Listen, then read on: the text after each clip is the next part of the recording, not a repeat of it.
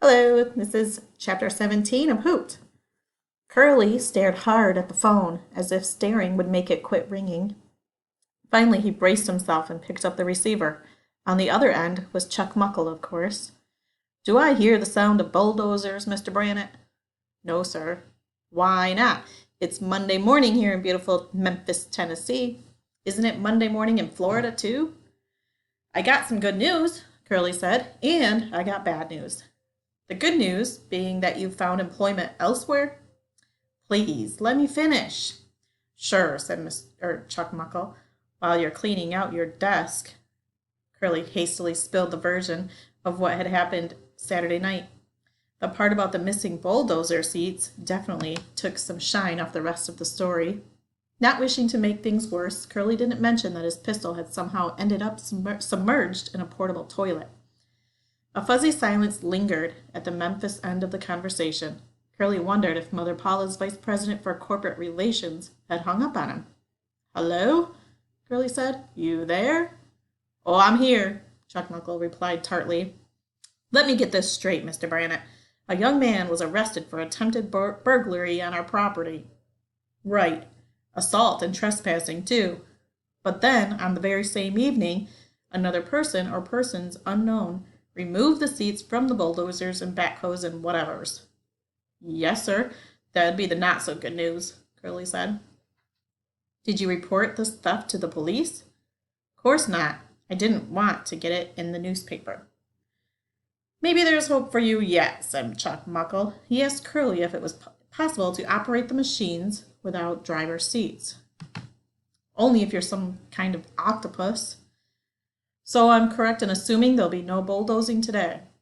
Or tomorrow, Curly reported grimly. I got new seats on order from the wholesaler in Sarasota, but they won't be here till Wednesday.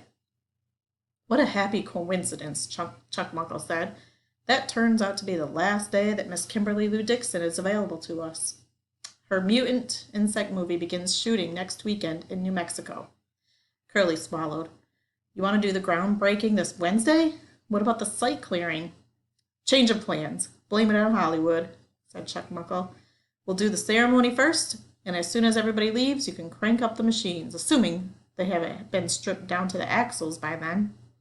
But it's just Wednesday's the day after tomorrow. No need to soil yourself, Mr. Brannett. We'll arrange all the details from our end, the advertising, the press release, and so forth. I'll get in touch with the mayor's office and the Chamber of Commerce. Meanwhile, your job is incredibly simple. Not that you won't find a way to screw it up. What's that? All you've got to do is lock down the construction site for the next 48 hours. Think you can handle that? Sure, Curly said. No more alligators, no more poisonous snakes, no more stealing, Chuck Muckle said. No more problems, period. Comprendo? I got a quick question about the owls. What owls? Chuck Muckle shot back. Those burrows are abandoned, remember? Curly thought, oh, I guess somebody forgot to tell the birds. There's no law against destroying abandoned nests, the vice president was saying. Anybody asks? That's your answer. The burrows are deserted. But what if one of them, owls, shows up? Curly asked. What owls? Chuck Muckle practically shouted. There are no owls on that property, and don't you forget it, Mr. Brannett. 0 owls. Nada. Somebody sees one, you tell them it's I don't know, a robin or a wild chicken or something. A chicken? Curly thought. By the way, said Chuck Muckle, I'll be flying down to Coconut Cove so I can personally accompany the lovely Miss Dixon to our groundbreaking. Let's pray that you and I have nothing more to talk about when I arrive. Don't worry, Curly said, though he was pretty worried himself. Beatrice Leap was gone when Roy awoke. He had no idea how she had slipped out of the house unnoticed, but he was glad she'd made it. Over breakfast, Roy's father read aloud the brief newspaper account of Dana Matherson's arrest. The headline said, Local youth nabbed in break-in attempt. Because Dana was under 18, the authorities weren't allowed to release his name to the media, a fact that rankled Roy's mother, who believed Dana's mugshot should have been plastered on the front page. The story identified him only as a student at Trace Middle and said that the police considered him a suspect in several recent vandalisms. It didn't specifically mention Mother Paula's as the target. Dana's arrest was the major buzz around school. Many kids were aware that he'd been picking on Roy, so they were eager to get Roy's reaction to the news that his tormentor had been nailed by the cops. Roy was careful not to gloat or joke about it or to draw any special attention to himself. If Dana blabbed about the imaginary cigarette stash, he might try to blame Roy for the bungled theft. The police had no reason to believe anything the kid said, but Roy wasn't taking any chances. As soon as the bell rang, ending homeroom, Garrett took him aside to share a weird new detail. "Rat traps," he said, cupping a hand over his mouth. "What are you talking about?" Roy asked.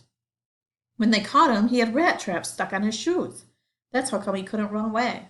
"I'm so sure. Seriously, dude, the cops told my mom he stepped on them while he was sneaking around the trailer." Knowing Dana, Roy could actually picture it. "Broke 3 of his toes," Garrett said. "Oh, come on." "Absolutely, we're talking humongous rat traps." Garrett held his hands a foot apart to illustrate. "Whatever." Roy knew that Garrett was famous for exaggerating. "Did the police tell your mom anything else?" "Like what? Like what Dana was after?" "Smokes is what he said, but the cops don't believe him." "Who would?" said Roy, hoisting his book bag over his shoulder. All morning he looked for Beatrice Leap between classes, but he never saw her in the hallways. At lunch hour, the girl soccer players were sitting together in the cafeteria, but Beatrice wasn't among them. Roy approached the table and asked if anybody knew where she was. "At the dentist," said one of her teammates, a gangly Cuban girl. "She fell down some steps at home and broke a tooth, but she'll be ready for the game tonight." "Great," said Roy, but he didn't feel so good about what he'd just heard. Beatrice was such a phenomenal athlete that Roy couldn't imagine her falling down the stairs like some ordinary klutz. And after seeing what she could do to a bicycle tire, he couldn't picture her breaking a tooth either. Roy was still thinking about Beatrice when he sat down in American history.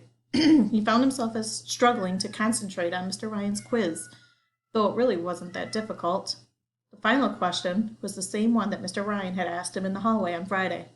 Who won the Battle of Lake Erie? Without hesitation, Roy wrote, Commodore Oliver Perry. It was the only answer that he was sure he got right. On the bus ride home, Roy kept a wary eye on Dana Matherson's hulking friends, but they didn't glance once in his direction. Either Dana had gotten the word out about what Roy had done, or his buddies didn't care at all that much.